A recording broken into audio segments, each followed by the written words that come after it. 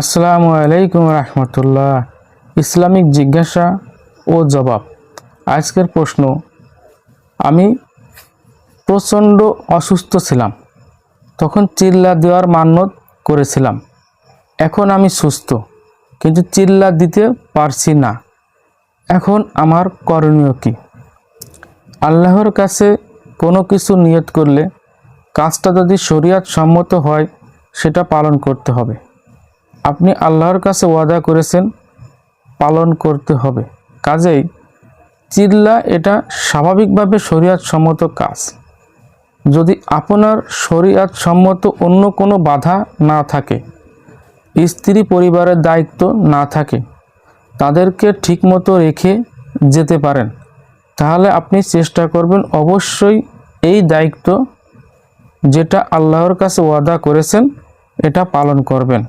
এটাই শরীয়তের বিধান। প্রশ্ন করার জন্য ধন্যবাদ।